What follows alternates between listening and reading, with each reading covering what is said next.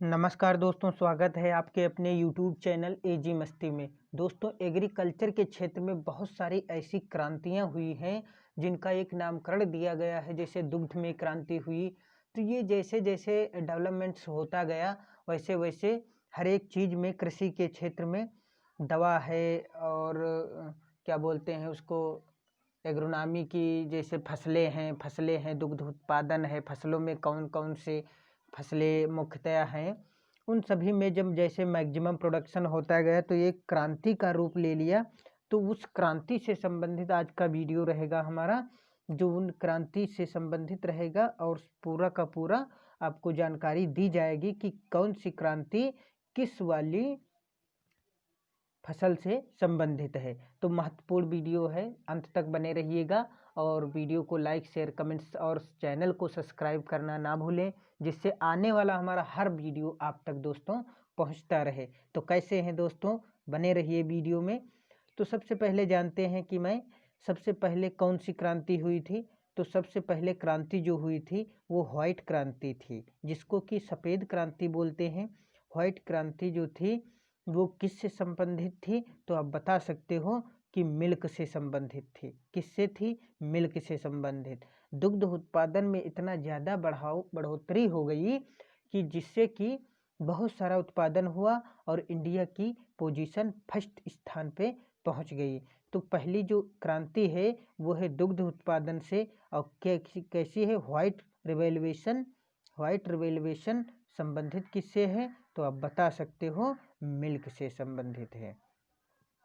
उसके बाद दोस्तों दूसरी क्रांति आती है हमारी ब्लू रिवोल्यूशन, मतलब नीली क्रांति किससे संबंधित है? ब्लू मीन्स होता है नीला, रिवोल्यूशन मीन्स होता है क्रांति। तो आप बता सकते हो कि ब्लू रिवोल्यूशन किससे संबंधित है? तो आप बता सकते हो कि दोस्तों ये क्रांति संबंधित है फिश प्रोडक्शन से। मछली के उत्पादन से इतना ज़्यादा ये प्रभावित थी कि इतना ज़्यादा प्रोडक्शन हुआ कि इसको एक क्रांति का रूप देना पड़ा, जिसका नाम है ब्लू रिवोल्यूशन। उसके बाद दोस्तों अगला जो आता है वो है ब्राउन रिवोल्यूशन, मतलब कि भूरी क्रांति किससे संबंधित है? तो आप बता सकते हो कि फूड प्रोसेसिंग से संबंधित है ब्लू रिवोल्यूशन, नहीं बल्कि ब्राउन रिवोल्यूशन। तो जो ब्राउन है, भूरी क्रांति है, जिसको फूड मीन्स जो भोज्य पदार्थ होते हैं उनकी प्रोसेसिंग, संरक्षण में बहुत सारा एकत्रित कर लिया गया, जिसको ये क्रांति का रूप देना पड़ा, जिसका नामकरण किया गया और बताया गया कि ये ब्राउन रिवोल्यूशन फूड प्रोसेसिंग से संबंधित है। उसके बाद आता है ग्रे। ग्रे मीन्स होता है ग्रे रिवोल्यूशन की अगर बात की जाए तो हल्का सा ग्रे होता है भूरा टाइप में। तो भूरी, अगर ये ग्रे रिवोल्यूशन संबंधित आ जाए तो फर्टिलाइजेशन प्रोडक्शन से है। और जो ब्राउन की बात की जाए तो फूड प्रोसेसिंग से संबंधित है। तो ग्रे रिवोल्यूशन जैसे कि फर्टिलाइजर से संबंधित हमारा है, दिया गया है। तो बहुत ही अच्छा उत्पादन हुआ था इससे। और क्या हुआ था कि येलो रिवोल्यूशन, अगला जो हमारी क्रांति है वो येलो रिवोल्यूशन से संबंधित है, जिसमें आते हैं क्या, ऑयल सीड प्रोडक्शन का इतना ज़्यादा मैक्सिमम उत्पादन हो गया था, जिससे कि हमें ये क्रांति का रूप देना पड़ा। तो दोस्तों ये अब बात आती है कि ऑयल सीड में कौन, बहुत सारे सीड्स होते हैं ऑयल के लिए, जैसे तेल है, सरसों है, अलसी है, खली है, इन सभी का जो है प्रोडक्शन होता है, अरंडी का तेल है। तो ये सबसे ज़्यादा अगर बात की जाए तो उसमें जो है मस्टर्ड को चुना गया था। तो मस्टर्ड एक ऐसी क्रॉप थी जिसका मैक्सिमम रोल रहा था येलो रिवोल्यूशन में। उसके बाद अगली आती है रेड रिवोल्यूशन, मतलब कि जो लाल क्रांति है, लाल क्रांति किससे संबंधित है? तो आप बता सकते हो कि एक तो ये, इसमें लाल क्रांति टोमेटो मीन्स टमाटर से है, और दूसरा है मीट मीन्स होता है मांस। तो उस टाइम में दोस्तों टमाटर और मांस का इतना ज़्यादा उत्पादन बढ़ गया था, जिससे एक क्रांति का रूप देना पड़ा, जिसका नाम रखा गया रेड रिवोल्यूशन। क्योंकि ये लाल होते हैं, आप याद रख सकते हो कि लाल की अगर बात की जाए तो लाल टमाटर होता है और लाल मांस का कलर भी होता है। तो आप जो है बता सकते हो कि टमाटो की प्रोडक्शन है या मीट की है, दो में से एक होगा, तो आप कोई भी उसमें से लगा सकते हो। तो उसके बाद आता है पिंक रिवोल्यूशन, गुलाबी क्रांति किससे तो हुई थी? तो ये होता है प्राउन प्राउन प्राउन या ओनियन से संबंधित, प्याज से संबंधित थी या प्राउन से संबंधित थी। उसके बाद आता है गोल्डन रिवोल्यूशन, सुनहरी क्रांति किससे संबंधित है, तो फ्रूट प्रोडक्शन से संबंधित है। जैसे कि बहुत सारी क्रांति आती हैं, तो क्रांति में जो अगर बात की जाए गोल्डन क्रांति की, तो गोल्डन क्रांति फ्रूट प्रोडक्शन से संबंधित है। उसके बाद अगली क्रांति आती है दोस्तों राउंड प्रोडक्शन, मतलब कि गोल गोल जो क्रांति होती है वो किससे संबंधित है, आप बता सकते हो पोटैटो मीन्स आलू से संबंधित है। उसके बाद सिल्वर क्रांति होती है, सिल्वर मीन्स चांदी होता है, चांदी की जैसी क्रांति किसमें होती, चांदी जैसा कलर होता है अंडे का, और अंडा उत्पादन होता है मुर्गी से। तो मुर्गी के अगर बात की जाए तो सिल्वर क्रांति से संबंधित है। पोल्ट्री मीन्स मुर्गी पालन है, तो मुर्गी पालन को इतना ज़्यादा बढ़ावा दिया गया था जिससे वो बहुत बड़ा एक प्रोडक्शन कर डाले और वो क्रांति का रूप देना पड़ा। तो अगर सिल्वर क्रांति से संबंधित आ जाए तो आप एग बता सकते हो, पोल्ट्री बता सकते हो। उसके बाद आता है ब्लैक रिवोल्यूशन, बायोफ्यूल या जेट्रोफा। ब्लैक अगर काली क्रांति की जाए तो बायोफ्यूल मीन्स जैविक ईंधन, जैव ईंधन या जेट्रोफा एक फल होता है जिसे डीजल प्लांट कहते हैं। उसका उत्पादन इतना ज़्यादा बढ़ गया था तो एक क्रांति का नाम दिया गया जिसका नाम था ब्लैक रिवोल्यूशन। उसके बाद आता है रेनबो, रेनबो मीन्स होता है सतरंगी। तो इसमें क्या होता है कि ऑल सेक्टर ऑफ एग्रीकल्चर, एक जब इतनी सारी क्रांति हो गई तो उसको एक नया नाम दिया गया, इन सभी क्रांतियों को एक ही क्रांति में रखा गया जिसका नाम रेनबो रिवोल्यूशन रखा गया। तो रेनबो रिवोल्यूशन इसमें क्या था कि all sector of agriculture, all sector means ये होता है कि ऑल में जैसे इसमें फल भी होगा, फसल भी होगी और मुर्गी पालन भी होगा और कई सारी क्रांतियाँ इसमें जुड़ी हैं। तो इन सभी क्रांतियों को जो है एक रूप दिया गया जिसका नाम रखा गया ऑल रिवोल्यूशन। तो इस प्रकार से जो अपना जानकारी थी वो ऑल रिवोल्यूशन के अंतर्गत रेनबो रख दिया गया, रेनबो रिवोल्यूशन। तो रेनबो रिवोल्यूशन में अगर बहुत ज़्यादा कुछ नहीं है खास, फिर भी आपको बताने के लायक था, मैंने बोला आपको बता सकता हूँ। तो इसमें क्या हुआ, ये सभी क्रांतियाँ जुड़ी हैं और इससे कोई ना कोई चला है।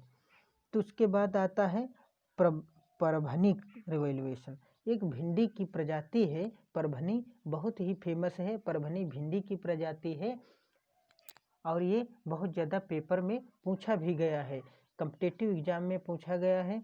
तो इसलिए आप थोड़ा सा ध्यान रखें। इसमें जो है परभनी वैरायटी किसकी है, तो आप बता सकते हो ओकरा की है। ओकरा मीन्स भिंडी होता है या लेडी फिंगर भी इसको बोलते हैं। तो इस प्रकार से आपने देखा कि रिवोल्यूशन से संबंधित सारी जो थी वो हमने आपको बता दिया। तो परभनी वैरायटी इतनी ज़बरदस्त निकल गई जिससे क्या हुआ, पता चल गया कि कौन सी वैरायटी कितना ज़्यादा है।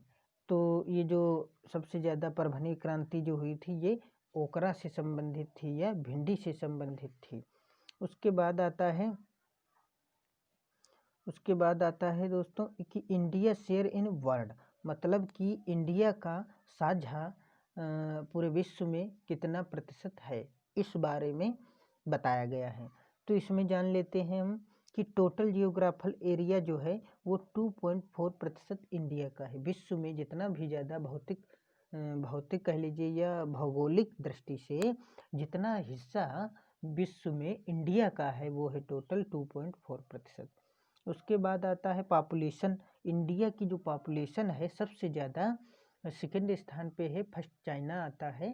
तो जो फर्स्ट चाइना आता है, सेकेंड पे जो पॉपुलेशन की अगर गणना की जाए, बात की जाए तो वहाँ पे 17.5% ओनली इंडिया की जनसंख्या को जोड़ा जाता है।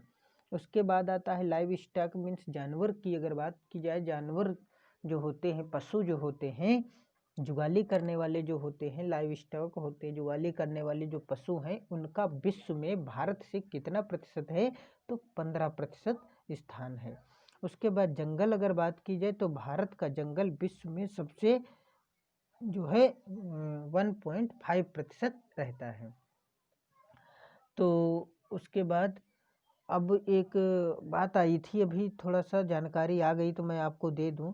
जो ये रेनबो रिवॉल्यूशन है, इसमें क्या होता है कि इसका नामकरण किसने किया था, तो मैं बता दूं आपको, ये नीतीश कुमार थे, जो फादर ऑफ रेनबो बोले जाते हैं। कौन थे? नीतीश एक साइंटिस्ट थे, नीतीश कुमार। इन्होंने रेनबो रिवॉल्यूशन का नाम दिया था, इसीलिए इनको जो है फादर ऑफ रेनबो रिवॉल्यूशन बोला जाता है। तो आपको एक नई जानकारी मिल गई। उसके बाद दोस्तों देखते हैं कि India's first position, India position in world agriculture, मतलब ये कि विश्व में जो इंडिया का एग्रीकल्चर क्षेत्र में स्थान है वो भी फर्स्ट स्थान पे, तो वो कौन कौन से हैं जगह, उनका नाम लेते हैं। तो विश्व में इंडिया फर्स्ट स्थान पे क्या है, आपको बता दें कि मैंगो प्रोडक्शन में फर्स्ट स्थान है, कैशियो नट में फर्स्ट स्थान है, बनाना में है, कैशियो कोकोनट में है, टोटल इरिगेटेड एरिया में है, टोटल पल्स प्रोडक्शन में है, मिल्क प्रोडक्शन में है, चाय उत्पादन में है, जूट एंड एलिड फाइबर में है, और लाइव स्टॉक प्रोडक्शन में है।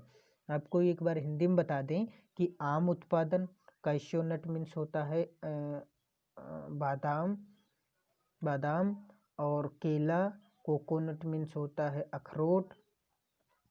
उसके बाद टोटल सिंचाई के क्षेत्र में भारत का फर्स्ट स्थान है, और दलहन उत्पादन में फर्स्ट है, दुग्ध उत्पादन में फर्स्ट है, चाय उत्पादन में है, जूट और फाइबर वाली फसलों में उत्पादन में है, और जुगाली करने वाले जानवरों में इंडिया का विश्व में फर्स्ट स्थान आता है।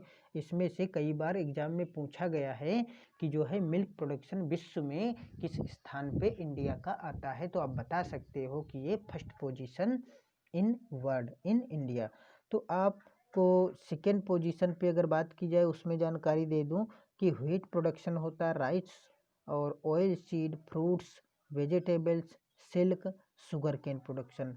मतलब विश्व में इंडिया का सेकेंड स्थान किस में आता है, तो गेहूं उत्पादन में आता है, चावल उत्पादन में आता है, तेल वाली फसलों में आता है, फल उत्पादन में आता है, वेजिटेबल मीन सब्जी उत्पादन में आता है, और सिल्क रेशा उत्पादन में आता है, शुगर केन उत्पादन में सेकेंड स्थान आता है। बात ये आई कि फिर अगर फर्स्ट सेकेंड ये है तो फर्स्ट क्या है, तो ये चाइना है दोनों का, और ऑयल सीड भी चाइना है, वेजिटेबल और फ्रूट्स का भी चाइना है, और ये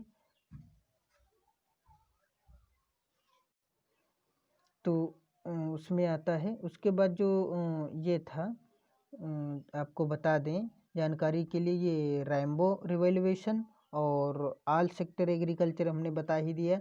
उसके बाद आता है इंडिया का जो है, India share in world, total कितना हो गया वो बता दिया।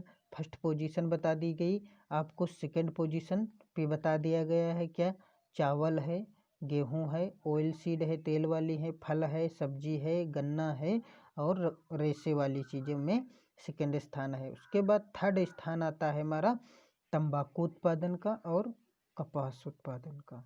तो इन दोनों उत्पादन में थर्ड स्थान है। बाकी का जो मुख्य मुख्य थी हमने आपको बता दिए। और तो आज के लिए बस इतना ही, मिलते हैं किसी अगले वीडियो में नई जानकारी के साथ। तब तक आप चैनल पे बने रहिए और चैनल को सब्सक्राइब करिए, और नए नए वीडियो आपको मिलते रहेंगे। तो आज के लिए बस इतना ही, मिलते हैं कल। तो थैंक यू, धन्यवाद, जय हिंद, जय भारत।